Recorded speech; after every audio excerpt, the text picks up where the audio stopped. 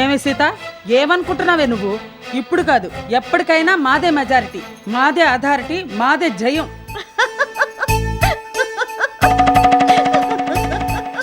ఎందుకే ఆ పళ్ళికిలింపు?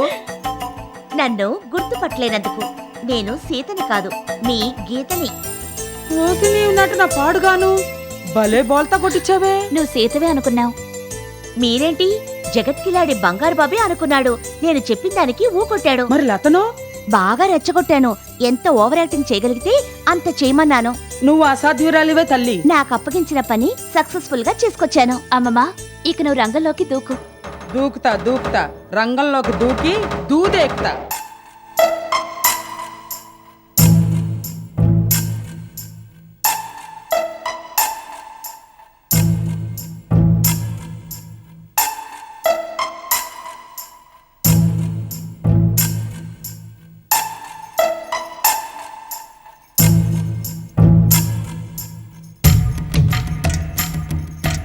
తోటి కోడలకి జడేస్తున్నావటే మాలిని? ఏ నీకు కూడా వేయమంటావా జడా? ముసల్దాన్ని, నాకెందుకమ్మా జడలు సింగారాలును? ఇప్పుడు పడిచోళ్ల కన్నా ముసలోళ్లే ముందుంటున్నారు షోకుల్లో. తలకి రంగులు, బ్యూటీ పార్లర్కి వెళ్ళి బ్లీచింగ్, ఫేషియల్స్. నాకు అలాంటి ఆర్భాటాలు ఏమీ లేవమ్మా. అయినా మొగుళ్ళు ఇంట్లో లేనప్పుడు ఈ సోకులు ముస్తాబులు దేనికి? ఏ మొగుళ్ళు ఇంట్లో లేనంత మాత్రానా మేం ముస్తాబు కాకూడదా? కాకూడదని చెప్పడం లేదమ్మా, కానీ మీరు మీ మొగుళ్ళని ఇంతకాలం వదిలిపెట్టి ఉండడమే తప్పు. మీ పంతం కోసం మీ మొగుళ్ళు అలిగి ఇల్లు వదిలిపెట్టి వెళ్ళిపోయారు. అక్కడ వాళ్ళు ఎలా ఉంటున్నారో, ఎవరితో ఉంటున్నారో మీకు తెలుసా? మీ మొగుళ్ళిద్దరూ మీ కొంగులు పట్టుకుని తిరిగేవాళ్ళు కదా.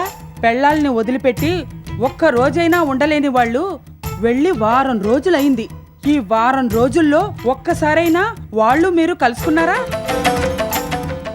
ఒక్క పూట ఆకలికే మనం అల్లాడిపోతాం. అలాంటిది వారం రోజులుగా వాళ్ళు మిమ్మల్ని వదిలి ఉండడం అంటే అమ్మో అమ్మో అమ్మో.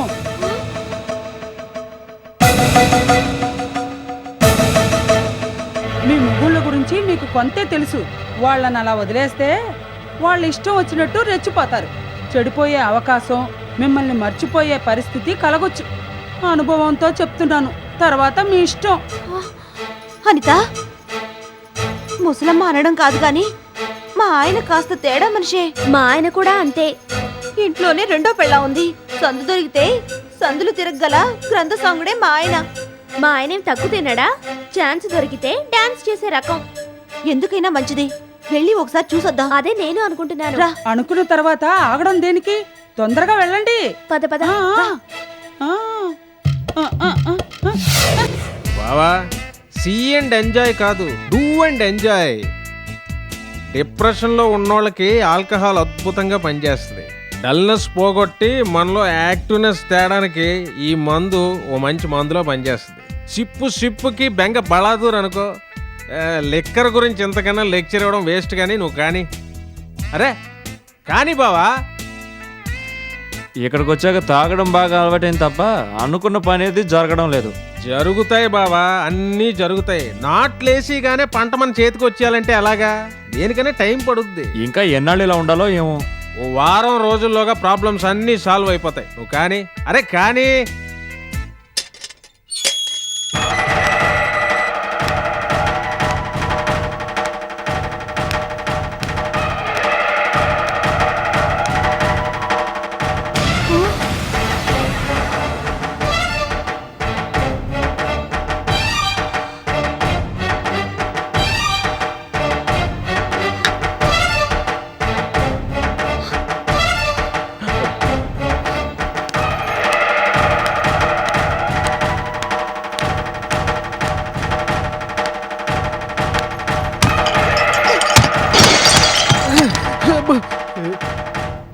ఒక వారం రోజులు ఎక్కడైనా ఉండమని చెప్తే ఇక్కడికి వచ్చి మీరు చేస్తున్నది ఇదన్నమాట.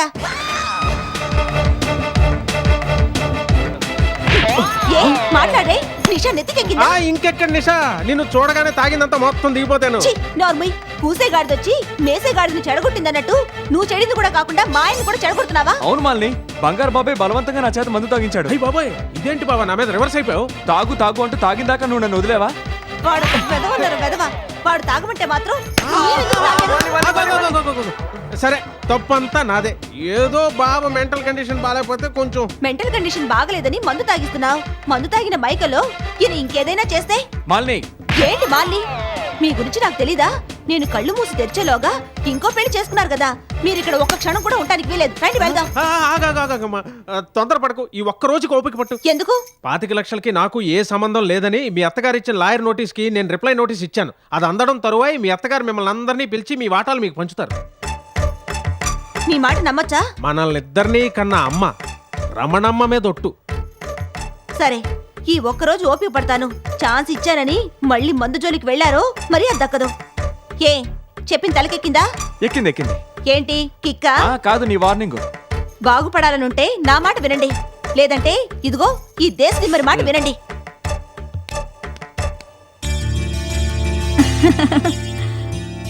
సాంబార్ చాలా బాగుంది. గుడ్డు తిని బావా. Yes come in.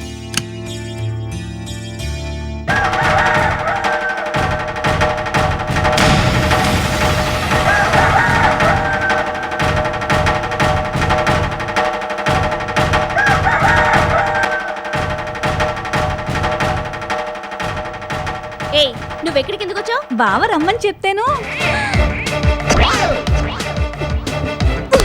Anitha normal ఏమే అని రమ్మని చెప్తే వచ్చేస్తావా? ఒళ్ళో కూర్చోమని చెప్తే వెళ్ళి కూర్చుంటావా? ఎరా బాలాజీ, నువ్వు దీన్ని ఎందుకు రమ్మన్నా?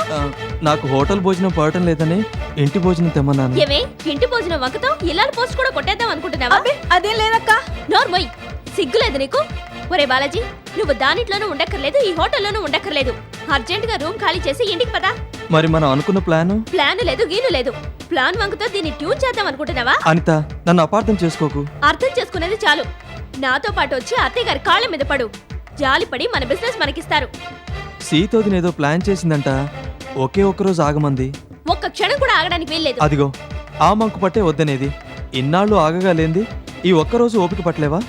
నువ్వు చెప్పినట్టు నేను అమ్మ కాళ్ళ మీద పడ్డా, అమ్మ బిజినెస్ ఇవ్వలేదనుకో, అప్పుడు మనం ఏం చేస్తాం? సరే, ఈ ఒక్కరోజు ఓపిక పడతాను. ఈలోగా మనం అనుకున్నట్టు జరిగితే సరే సరే, లేకపోతే బిజినెస్ ఇవ్వకపోయినా పర్వాలేదు, ఇంట్లోనే పడుండు.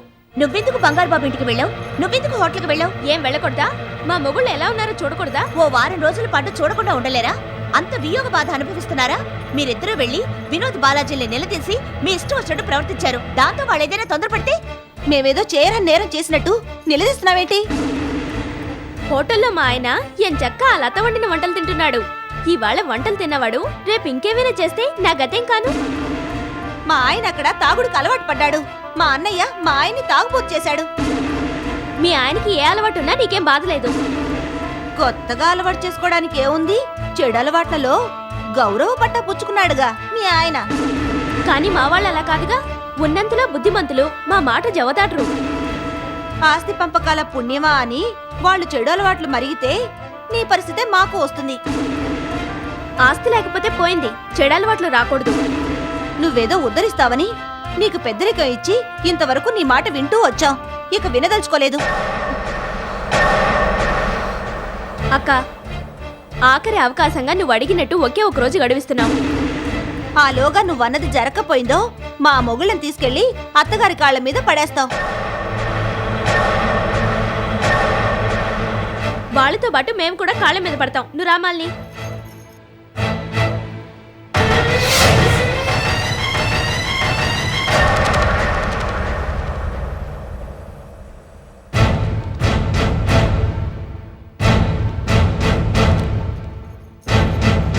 బంగారు బాబు వకీల్ నోటీస్ పంపించాడా? ఏమని పంపించాడు ఆ దగ్గుల్ బాజీ? 25 లక్షలకి తనకి ఏమీ సంబంధం లేదని పంపించాడు. అసలు తను తీసుకోనే లేదట. మనం ఇచ్చిన లాయర్ నోటీస్ కి ఇలా రిప్లై ఇచ్చాడంటే వాడికి ఆ ధైర్యం ఎక్కడి నుంచి వచ్చింది? అలా ఇవ్వమని ఆ వినోదనే చెప్పుంటాడు. అంతే అనుకోవాలత్తయ్య. ఆయనకు తెలియకుండా ఇది జరగదు. శాంతి, మనం ఒకటి అనుకుంటే మరొకటి జరిగింది. ఇప్పుడేం చేస్తావే? లక్ష్మి వదిన మాట గౌరవించి వాళ్ళకి వ్యాపారాలు తిరిగి అప్పగించాలనుకున్నాను. కానీ ఇంతవరకు వచ్చాక నేనెందుకు ఊరుకుంటాను? ఇక ఎవరు చెప్పినా వాళ్ళకి వ్యాపారాలు అప్పగించేది లేదు.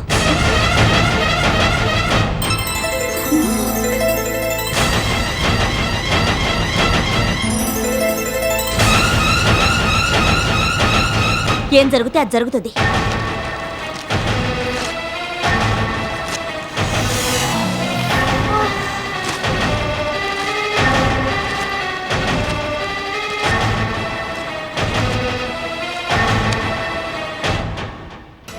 చెప్పా పెట్టకుండా నీ ఇష్టానికి లాయర్ నోటీస్ పంపిస్తావా? ఇదేనా నీ తెలివి? సింగపూర్ తెలివితే అట్లాంటి ఇట్టాగా ఉంటాయమ్మా. పనోడు పందిరేస్తే పిచ్చుకు వాళ్ళంగానే కూలిపోయిందంట. ఆ టౌన్ నువ్వు చేసిన పని. నువ్వు చేసిన వెధవ పని వల్ల కథ అడ్డం తిరిగింది. ఆ శాంతమ్మ బిగిసిపోయింది. మా అమ్మ చెప్పినా మరెవరు చెప్పినా వ్యాపారాలు తిరిగిచ్చేది లేదని తీర్పు చెప్పింది. ఇదంతా నీ వల్లే జరిగింది. ఆగండి ఆగండి ఆగండి, తండ్రి కూతుళ్ళు ఇద్దరు నన్ను ఇలా వరుసపెట్టి వాయించేస్తున్నారేంటి? వాయించక నువ్వు చేసిన దానికి మెచ్చుకొని మేకతోలు కప్పాలా? అది కదయ్యా బంగారు, వినోద్ దగ్గర నువ్వు తీసుకున్న 5 లక్షల రూపాయలు తిరిగి ఇచ్చేయమని శాంతి ఆర్డర్ వేసింది అన్నావు. ఆ. కానీ లాయర్ నోటీస్ ఇమ్మని నేను చెప్పామంటాయా నీకు? అయినా ఎందుకు పంపించినట్టు? నా మాట అంటే నీకు లెక్కలేకుండా పోయిందా? లేకపోతే నువ్వు చేసిన తెలివైన పని అనుకున్నావా? అసలు నిన్ను నమ్మి పని అప్పగించడం నాది తప్పు. బాబు, నీ సింగపూర్ తెలివితేటలో ఇక్కడ చూపించమాక. ఇది ఇండియా. అది కాదు బాబా. అయితే ఏంటి? ఇంకా వాడితో మాట్లాడినానా? రా.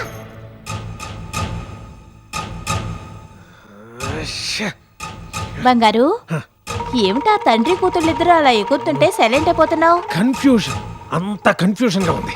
సర్లే గాని లాయర్ నోటీస్ కి రిప్లై ఇవ్వద్దని సీత నీకు చెప్పిందా? చెప్పిందా అని అడుగుతావేంటి? ఆ రోజు నీ ముందే సీతతో లాయర్ నోటీస్ కి రిప్లై నోటీస్ ఇస్తానని చెప్పానా? అందుకు అది కిక్కురు అనుకుంటా నోరు మూసుకుంది. మౌనం అంగీకారానికి సమ్మతమే కదా, నేను రిప్లై ఇచ్చేశాను. మరి ఇప్పుడేంటి ఇలా ఎగురుతుంది? అదే నాకు అర్థం కావడం లేదు. ఒకవేళ మనకు తెలియకుండా సీత వేరే ఏమైనా ప్లాన్ చేస్తుందా? ఆ చేసినా చేస్తుంది. అది నీకంటే తెగించిన రకం కదా. చివరి నిమిషంలో బంగారు బాబు తొందరపడ్డాడు. దాంతో అత్తయ్య గారికి కోపం వచ్చి మనకన్నా మొండికెత్తారు. మన ప్రయత్నాలన్నీ కేవలం బంగారు బాబు తొందరపాటు వల్ల వృధా అయ్యాయి. ఇక మనం ఇలా రహస్య మీటింగులు పెట్టి లాభం లేదు. తీర్మానాలు చేసి ఉపయోగం లేదు. పులికి భయపడి వేట మానుకోకూడదు. బోన్లో పడేదాకా ఓపిక పట్టాలి. మనం కూడా అంతే. మరో అవకాశం వచ్చే వరకు అణిగి మణిగి ఉండాలి. అందుకని అత్తయ్య గారికి మనమందరం లొంగిపోవాలి. పిల్లి మెడలో గంట కట్టేదెవరని మీరేమీ ఆలోచించనక్కర్లేదు. ముందుగా నేను వెళ్ళి చెప్పాల్సింది చెప్పి అత్తయ్య గారికి సరెండర్ అవుతాను. ఆవిడ మెత్తపడ్డాక మీరందరూ వచ్చి కాళ్ళ మీద పడండి. ఇంతకు మించి మరో దారి లేదు. లాయర్ నోటీస్ ఇమ్మని బంగారు బాబుకి సలహా ఇచ్చింది నేనే. లాయర్ నోటీస్ చూసిన అత్తయ్య ఇక నుంచి బిజినెస్లు ఎవరికీ అప్పగించడని తెగేసి చెప్పడంతో మాల్య అనితలు విలవిల్లాడిపోయారు. ఎలాగైనా తను అనుకున్నది సాధించాలని సీతక్క ప్రయత్నం చేస్తోంది. ఇక సీతని నమ్ముకొని లాభం లేదని వినోద్, బాలాజీ, మాలిని, అనిత అత్తయ్య కాళ్ళ మీద పడటం ఖాయం. నువ్వనుకున్నట్టు అందరూ ఒకటయ్యేలా చేశావు. కానీ మీ అక్క సీతకి ఎలా బుద్ధి చెప్పబోతున్నావు? ఇంత జరిగాక సీతక్కకి బుద్ధి చెప్పాల్సిన అవసరం రాదనుకుంటాను. తను మారుతుంది. ఒకవేళ మారకపోతే? సీతక్క భవిష్యత్తు బాగుండాలని ఇన్నాళ్ళు తనకి తెలియకుండా తనని మార్చాలని పరోక్షంగా ప్రయత్నం చేశాను. ఇక మీదట పరోక్షానికి పని లేదు. కర్ర విరిగినా పర్వాలేదు, పాము చావాలి. చంపుతాను. గీతా, అమ్మా గీతా. శాంతి, ఇందాకటి నుంచి గీతా గీతా అని పిలుస్తున్నావేమిటే? గీత పుట్టింటికెళ్ళింది కదా. అత్తయ్య, నన్ను క్షమించండి.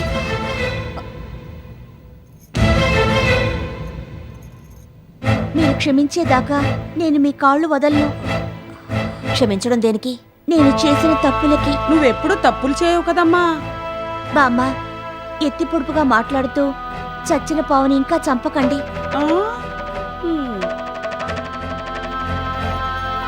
అత్తయ్య, మీకు వ్యతిరేకంగా నేను చాలా చాలా చేశాను.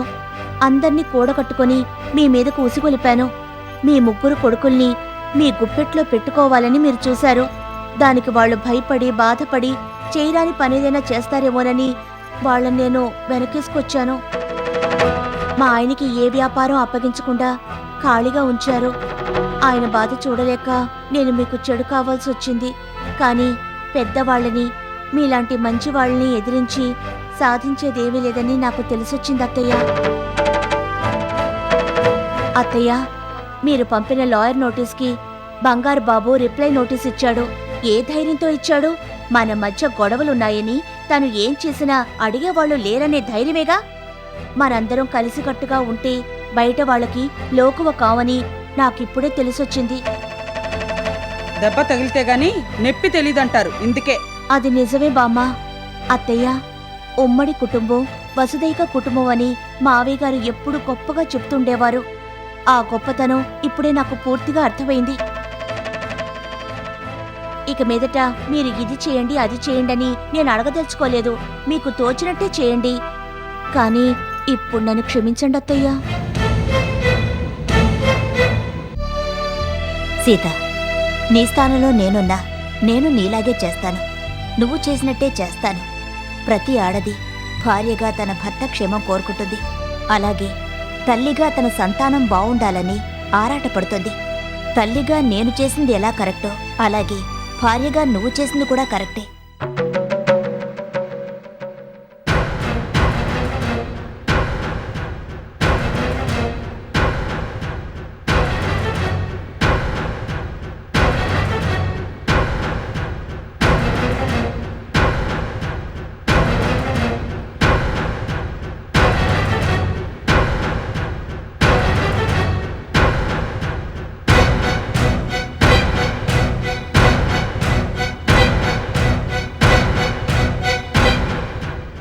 ఏమిట్రా అందరూ అలా శిలాప్రతిమల్లా నిలబడిపోయారు?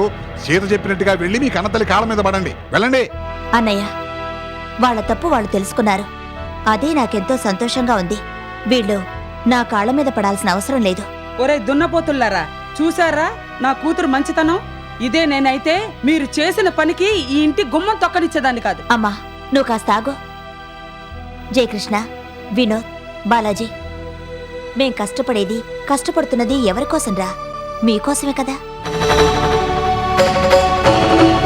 తన పిల్లలు బావుండాలని మీ నాన్నగారు ఎంతో కష్టపడి ఇదంతా సంపాదించారు. ఈవేళ అనుభవించేదెవరు? మీరే కదా. ఇక నుంచైనా బుద్ధిగా ఉండండి. వెళ్ళండి. ఆగండి.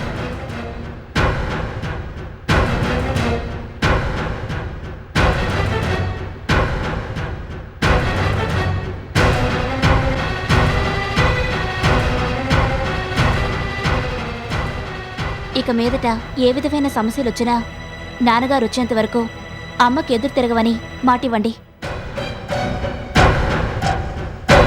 ఏమిట్రా ఆలోచిస్తున్నారు? ఇందు అడుగుతుందిగా, మాట ఇవ్వండి.